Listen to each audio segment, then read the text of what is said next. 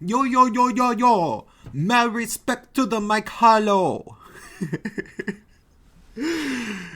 I'm just giggling at the fact that I did that. That was my imitation of a British MC, like maybe drum and bass or garage MC, if anybody ever listened to that music. But whatever. I did. You don't have to.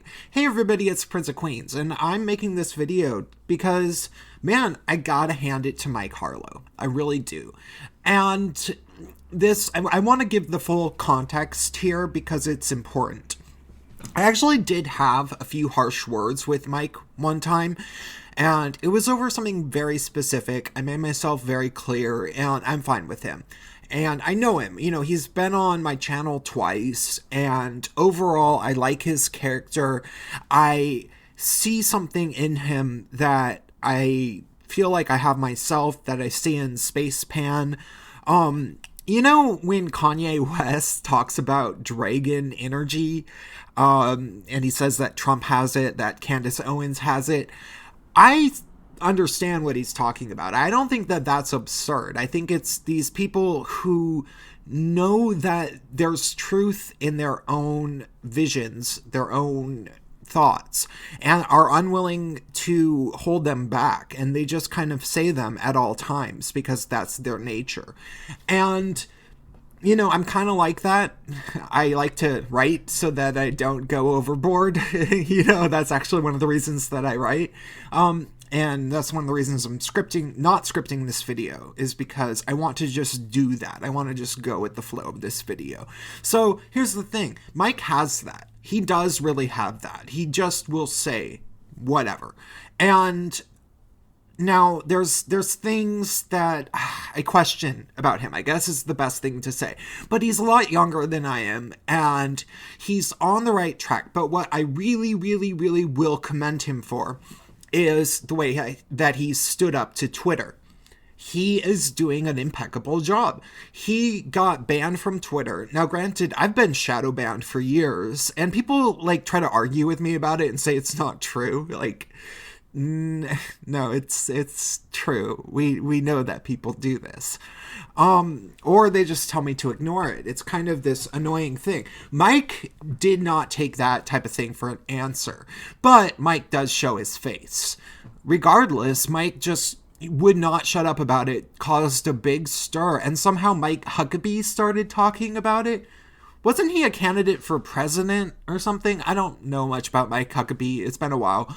But, you know, Mike Huckabee's a big, famous person. It's kind of intense that Mike Huckabee ended up starting to support this, you know, semi-random gay guy just because he made enough noise about the injustice that is Twitter constantly censoring people and not telling them why over nothing. You know, that's really what it comes down to. Like, I guess they disagree with his views on non-binary or something, but it's like, okay, well, could you just state what your views are and what you're not allowed to say so that we all know clearly? Like, at least give us the rules so we can choose to follow them if we want to. How about that? So, yeah, you know, Mike does show his face, though. And honestly, very honestly, you could easily quadruple the amount of attention that you're going to get if you're willing to show your face, especially if you're relatively good looking or even just interesting looking. Mike is fairly good looking and he's very interesting looking. You know, he dyes his hair all space alien and looks like a crazy gay guy, but not like a normal clone gay guy, you know? So he stands out a lot, and that works. I'm unwilling to do that, and that comes probably from my age and the fact that I was relatively well known as a local celebrity in the past, and I remember what it was like to get the eventual bad press.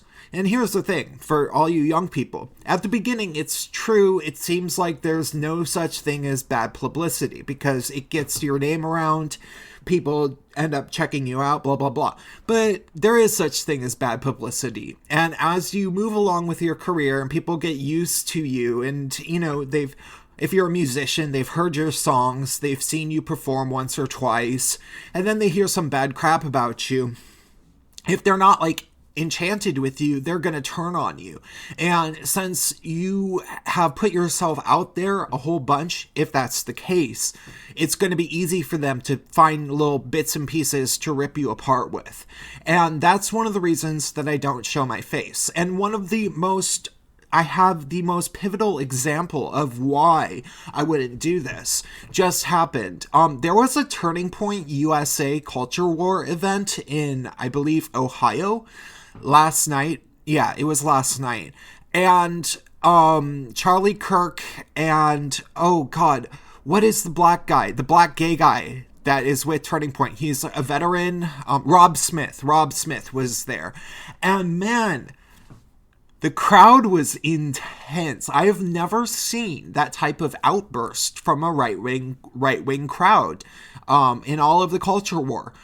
It actually seemed like there was real people who you could potentially categorize in the alt-right, giving Rob Smith, in particular, a bunch of crap for both being gay, maybe for being white.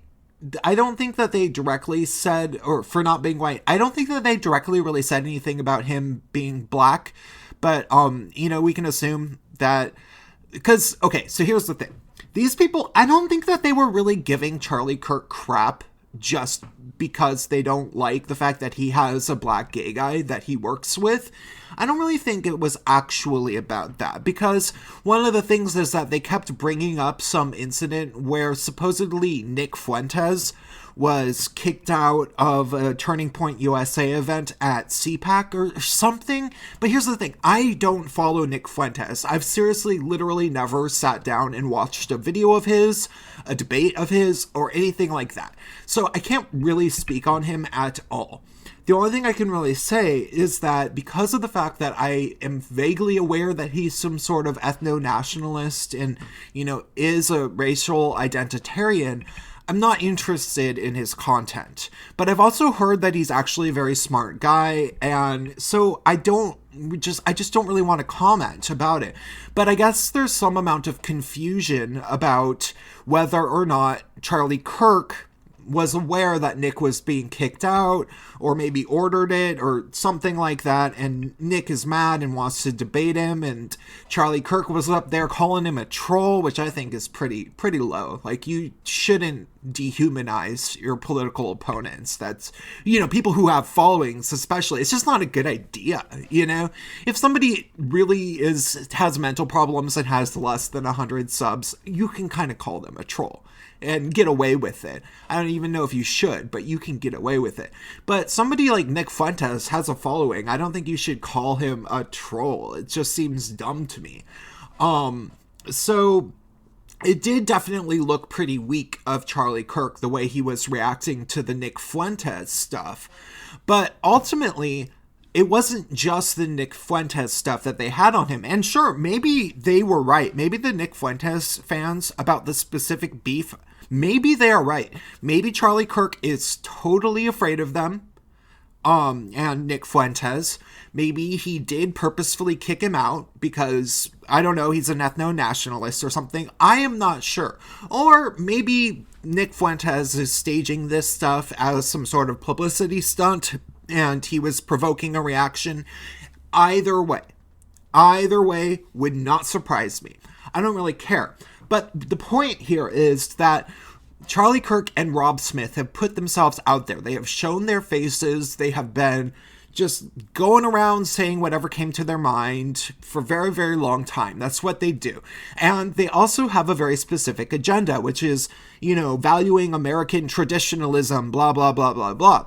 Well, how do you define that? What do you define as American traditionalism? We're kind of a really big nation with a lot of different traditions.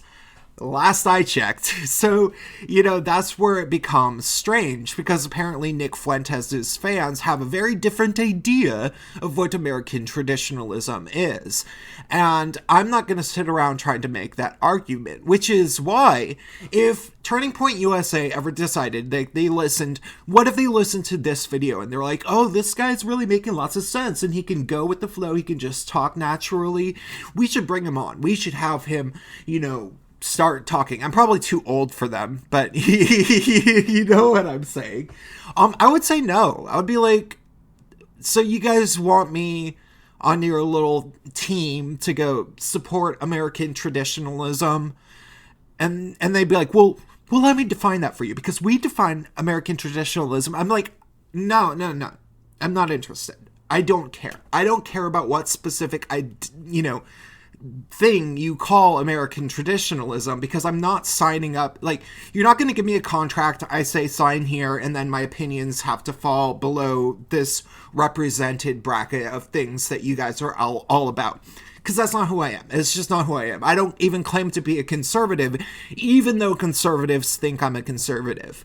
And leftists do not like to think of me as somebody who's even a centrist. So, yeah, that's why I don't show my face, because I don't want to be put in one of these situations where I'm supposed to have my face out there, be accountable for some other crap, and then people could show up and find me and say, hey, you associate with this person, and you said this, and you said that, and you're gay, and blah, blah, blah, but he also said he doesn't support, he thinks that homosexuality is a sin, and I would have to be like, well, yeah, he's my friend, and here's the thing, he smokes, he's a smoker, and he also drinks, and he thinks that both drinking and smoking are sins. He just, isn't homosexual. He accepts the fact that I'm homosexual. He thinks it's a sin, but he also thinks he's a sinner. So how can I judge my friend? That's just an example of someone brought up Christianity and how I do have friends that think that homosexuality is a sin. I would probably say that. But I don't want to. I don't want to be put in that situation. And it's not because I'm entirely a coward. It's more because I want to spare my energy, and I also want to accomplish my goals most. I want to end up as a scriptwriter. I want to do minimal public appearances. I would be like wearing sunglasses and crap. And I will still do, audio appearances and everything, because apparently it's fun for me and people like hearing me talk. But ultimately, I'm not going to put my face out there for that reason. I realize that's a long point to get back to Mike Harlow. But here's the thing. Mike Harlow, he is putting his face out there. He's younger. He's still experimenting with what exactly he wants to do, like what exactly he's best at. And that's fine. And it turns out one of the things that he's really doing right is making a big fuss, throwing a big fit when one needs to be thrown. And that's, Karen Strawn said something really great at the ICMI. And she said, it was after Kursot Pegos, who is the brilliant man who came on my show, who legally stood up to universities about discrimination towards males. And he actually got a lot done. He really did. And you should listen to the live stream that I did with him if you're interested. It was from, probably about a month or month and a half ago. So the thing about what Karen said about him is that most of the actual important work in men's rights activism doesn't come on the internet. It's not glamorous. It's not fun. It comes from somebody who just won't give up. And she really has a point. She really has a point. I do kind of give up. I moved to other platforms. I kind of stopped making videos if I get hate speech strikes, things like that. It gets frustrating to me. I've also been doing it for a very long time. I've been highly throttled for a very long time, and I'm not big enough to even really garner attention by talking about it much. But, and I also don't show my face. So, it's like I'm in this peculiar position where it's hard for me to not give up, because it's almost like I never truly tried. But Mike Harlow, he is going for it. And, he has publicity in his corner. He's friends with Blair White and Brandon Strzok. And that social group seems to work for him. It's gotten him out there. I hope he makes good choices, and I hope that something good comes of this particular stand-up to social media. we've been, there's been so many people who've been trying to stand up to social media, and things are starting to change. Facebook did declare themselves to be a publisher, which contradicted a statement that they gave to Senator Ted Cruz. Eventually, I'm hoping people will get something done about this. I will not commit to saying I like Trump, because ultimately he hasn't done anything that has directly improved my life, aside from changing the cultural conversation a little bit. But I want actions. I want actions. And this is my commitment. If Donald Trump fixes the internet or makes it even notably better, than the way it is now, which is just a tyranny, where we are helpless victims hoping that the YouTube gods don't, do something, or what I'm saying. Like the Facebook, the Twitter people don't just smite us and never explain why. If Donald Trump were to change that, I would like him. I would full on get on board with that. And I want him to know that, but I don't really at this point. But maybe we just need more people like Mike taking a stand, getting noticed. And for that, I give him respect. And that's the end of this video.